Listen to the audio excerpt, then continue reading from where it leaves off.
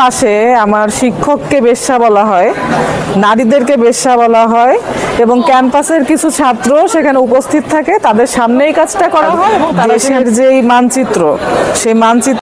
ঢাকা 7 মে 2025 হেফাজতে ইসলাম বাংলাদেশের বিরুদ্ধে লিগ্যাল নোটিশ পাঠিয়েছেন দেশের বিভিন্ন পেশার 6 নারী। তারা অভিযোগ করেছেন সংগঠনটির একাধিক নেতার সাম্প্রতিক বক্তব্যে নারীদের নিয়ে যেসব মন্তব্য করা হয়েছে তা অবমাননাকর ও অসাংবিধানিক এবং নারীর মর্যাদার পরিপন্থী। নোটিশে উল্লেখ করা হয়, হেফাজতের কয়েকজন শীর্ষস্থানীয় নেতা বিভিন্ন ওয়াজ মাহফিল ও অনলাইন মাধ্যমে এমন কিছু মন্তব্য পেশ করেছেন যেখানে নারীদের অযোগ্য, ঘরের বাহিরে যাওয়ার দৃশ্য, পুরুষদের বিপদগামী করার মাধ্যমে প্রভৃতি বলে অভিহিত করা হয়েছে।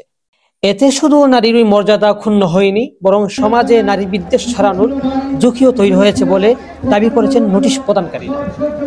এই 6 নারী হলেন আইনজীবী সানজিদা রহমান, মানবাধিকার কর্মী লাবনী আক্তার, সাংবাদিক রেশমা সুলতানা, শিক্ষক আফসানা জাহান, উদ্যোক্তা রায়হানা মাহমুদ এবং ব্লগার লেখক তাহমিনা ইসলাম।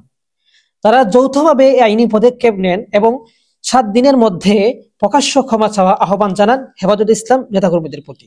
আইনি নোটিশে আরো বলা হয়েছে, বাংলাদেশের সংবিধানে নারী ও পুরুষের সমান অধিকার সুনির্দিষ্টভাবে স্বীকৃত। ধর্মের দোহাই দিয়ে নারীদেরকে নিচু করে দেখা, তাদের বাহিরে কাজ করা বা নেতৃত্বের যোগ্যতা নিয়ে প্রশ্ন তোলা কোনোভাবেই গ্রহণযোগ্য নয়। এটি শুধুমাত্র একজন নারী নয়, গোটা সমাজের সম্মান ও অগ্রগতির পথে বাধা তৈরি সৃষ্টি করেছে। নোটিশে হুঁশিয়ারি দিয়ে বলা হয়েছে, যদি নির্ধারিত সময়ের মধ্যে হেফাজতে ইসলাম আনুষ্ঠানিকভাবে ক্ষমা না চায় ও ভবিষ্যতে এমন বক্তব্য থেকে বিরত না থাকে, তাহলে উচ্চ আদালতে রিট সহ আইনগত সকল ব্যবস্থা গ্রহণ করা হবে। এ বিষয়ে হেফাজতে ইসলামের পক্ষ থেকে এখন পর্যন্ত কোনো আনুষ্ঠানিক প্রতিক্রিয়া পাওয়া যায়নি। তবে সংগঠনটির ঘনিষ্ঠ এক সূত্রে জানিয়েছে, নেতারা বিষয়টি মিডিয়া প্রপাগান্ডা হিসাবে দেখছেন এবং পরামর্শ সাপেক্ষে তারা আনুষ্ঠানিক বিবৃতি দিতে পারেন। এ ঘটনায় সামাজিক যোগাযোগ মাধ্যমে ব্যাপক প্রতিক্রিয়া দেখা গেছে। কেউ কেউ নারীদের এই উদ্যোগকে সাহসী উদ্যোগ বলে জানিয়েছেন, আবার কেউ কেউ এটিকে ঘৃণী পদক্ষেপ বলে জানিয়েছেন। শেখ সাদি, BDS নিউজ 24।